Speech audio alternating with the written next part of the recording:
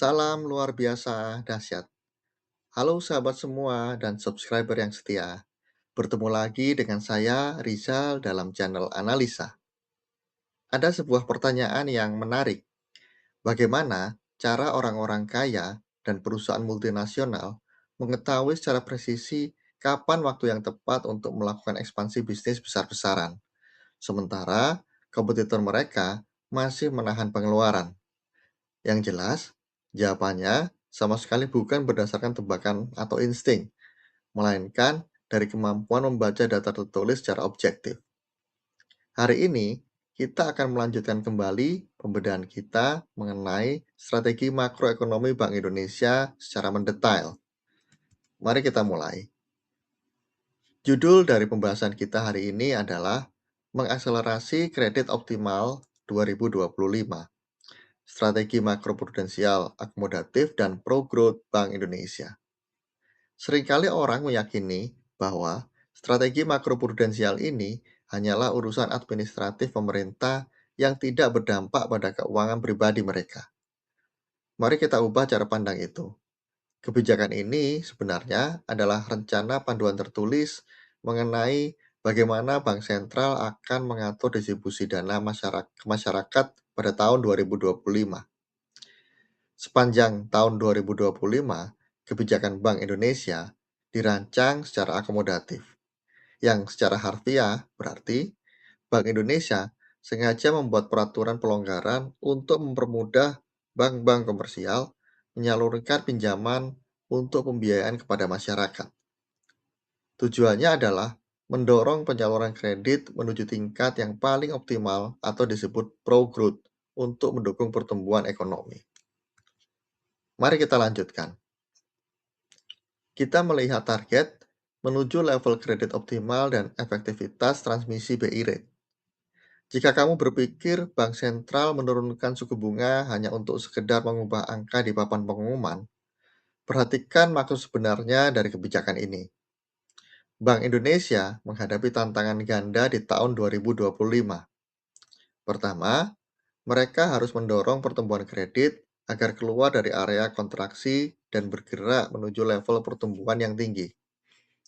Kamu dapat melihat dengan jelas pada grafik yang tersedia bahwa nilai kredit to GDP gap itu diproyeksikan terus naik hingga mencapai angka positif 1,01 pada kuartil akhir tahun 2025. Kedua, Bank Indonesia memperbaiki proses transmisi moneter agar setiap kali ada penurunan suku bunga acuan atau BI rate, penurunan tersebut secara efektif langsung diikuti oleh penurunan suku bunga perbankan, khususnya suku bunga kredit untuk masyarakat.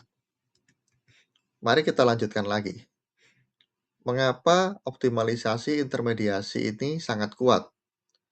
Kamu mungkin menganggap peningkatan persentase kredit hanyalah target pencapaian internal sektor perbankan.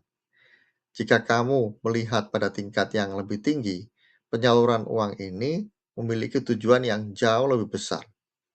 Peningkatan jumlah kredit ini dirancang untuk tersinergi secara langsung dengan tiga hal: peningkatan pertumbuhan ekonomi nasional secara real, penciptaan lapangan kerja secara masif bagi masyarakat luas, dan realisasi program Astacita dari pemerintah. Artinya, uang yang dipinjamkan oleh bank akan digunakan oleh sektor bisnis untuk membayar gaji karyawan baru, membangun fasilitas fisik, dan mendanai aktivitas komersial. Sekarang, mari kita perhatikan di sini.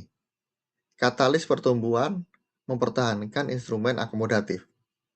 Bagaimana cara regulator memastikan konsumen benar-benar mengambil kredit? Konsekuensi langsung dari tujuan pertumbuhan tadi adalah dipertahankannya aturan kelonggaran untuk konsumen secara nyata. Bank Indonesia secara konsisten mempertahankan pelonggaran rasio loan to value atau finance to value, khusus untuk kredit dan biayaan properti. Bersama dengan itu, Bank Indonesia juga mempertahankan pelonggaran uang muka untuk kredit pembiayaan kendaraan bermotor dengan persentase uang muka yang tetap rendah. Syarat awal pembayaran menjadi lebih murah, sehingga konsumen memiliki kemampuan finansial untuk segera membeli rumah atau kendaraan. Sekarang, mari kita membahas evolusi strategis transmisi menuju KLM forward looking. Kebijakan insentif likuiditas makroprudensial atau KLM adalah instrumen utamanya. Menjelang akhir tahun 2025, Bank Indonesia memperkuat KLM agar menjadi instrumen yang berbasis kinerja dan berorientasi ke depan atau KLM forwarding looking. Kebijakan ini ditransmisikan melalui dua jalur spesifik, yaitu interest rate channel dan lending channel, untuk memastikan suku bunga perbankan turun secara terstruktur. Mari kita lihat bukti nyatanya pada grafik alokasi historis insentif sektoral. Terdapat alokasi dana yang sangat spesifik, 119,52 triliun diarahkan untuk sektor pertanian, industri, dan hilirisasi. Kemudian, 113,17 triliun untuk sektor konstruksi, real estate, dan perumahan. 78,09 triliun dialokasikan untuk UMKM, koperasi, dan inklusi, serta 44,12 triliun diberikan untuk sektor jasa termasuk ekonomi kreatif. Dana ini secara sistematis disalurkan ke sektor-sektor prioritas tersebut. Mari kita lanjutkan. Di sini kita bisa melihat kapasitas likuiditas sistemik dan pembiayaan inklusif. Seringkali ada persepsi bahwa uang bank hanya ditujukan untuk konglomerat besar. Mari kita aplikasikan data ini pada situasi real di masyarakat. Untuk memberikan pinjaman berskala besar, bank butuh kesediaan uang tunai. Oleh karena itu, Bank Indonesia memperluas aktivitas pendanaan bank dengan meningkatkan batas maksimum rasio pendanaan luar negeri atau RPLN dan mempertahankan pelonggaran rasio penyangga likuiditas makroprudensial atau PLM pada akhir tahun. Setelah suplai uang tersedia, Bank Indonesia secara eksplisit mengharuskan pendanaan tersebut didistribusikan ke level bawah dengan cara mempertahankan rasio pembayaran inklusif makroprudensial atau RPIM, serta mengoptimalkan KLM untuk sektor UMKM, koperasi, dan pembiayaan syariah. Aturan ini menjamin kesetiaan dana hingga ke tingkat pelaku usaha mikro. Mari kita lanjutkan kembali. Sekarang, kita membahas sinergi kelembagaan dan mitigasi risiko sistemik. Pertumbuhan jumlah pinjaman yang sangat tinggi tentu akan beresiko jika tidak dijaga. Dalam operasionalnya, kriteria keamanan ditempatkan sama tingginya dengan kriteria pertumbuhan finansial. Bank Indonesia tidak bekerja sendirian. Mereka bersinergi dengan pemerintah dan Komite Stabilitas Sistem Keuangan atau KSSK tingkat nasional untuk melakukan harmonisasi regulasi turunan dari Undang-Undang P2SK. Mereka juga mengeksekusi Joint Stress Test atau dan stimulus tematik nasional untuk menguji tingkat kesiapan institusi dalam mencegah krisis, serta memperkuat tim tanggap insiden cyber atau TTIS antar otoritas. Pada tingkat regional ASEAN, Bank Indonesia mengawasi sistem keuangan lintas negara dan melakukan pengujian ketahanan perbankan dari ancaman cyber serta risiko perubahan iklim melalui Common Ground Framework for Climate Risk Stress Test. Kita sampai pada bagian akhir, menjaga keseimbangan mandat ganda kebijakan 2025. Untuk merangkum seluruh kebijakan ini, Bank Indonesia secara sadar menjalankan dua tujuan utama secara bersamaan dan proporsional. Di satu sisi ada target pro-growth, yaitu tindakan memaksimalkan kuantitas penyaluran kredit dan pembiayaan ke sektor real, serta prioritas menggunakan bauran insentif seperti KLM, regulasi LTV, dan perluasan RPLN.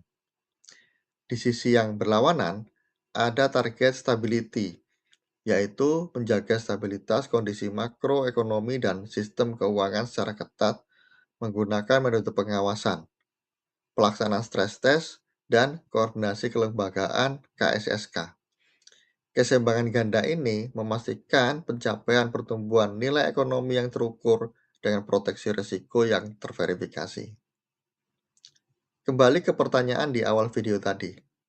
Perusahaan berskala besar tahu persis kapan mereka harus melakukan ekspansi bisnis, karena mereka membaca dan bertindak selaras dengan kebijakan makroekonomi. Ketika bank sentral melonggarkan peraturan antar atau uang muka dan secara terstruktur mengalokasikan insentif serta ratusan triliun rupiah untuk sektor properti, hilirisasi, dan UMKM, seperti yang telah kita bedah tadi, itu adalah instruksi sistemik bagi kamu untuk segera mengakses pembiayaan tersebut demi memperbesar kapasitas operasi bisnis kamu saat ini. Jika kamu merasa pembedahan kronologis ini memberikan rincian yang tepat untuk merencanakan strategi keuanganmu di tahun 2026, pastikan kamu menekan tombol like sekarang juga. Share video ini kepada rekan, bisnis, tim manajemen, dan mitra kerja kamu agar mereka juga memiliki pemahaman yang sama. Ingat untuk subscribe channel ini agar kamu terus mendapatkan analisis ekonomi struktural lainnya di masa mendatang. Tuliskan pendapat kamu pada kolom komentar di bawah. Sektor prioritas mana dari materi tadi yang akan menjadi target ekspansi bisnis kamu di tahun 2026. Sampai jumpa di konten berikutnya. Pahami polanya dan always take massive action.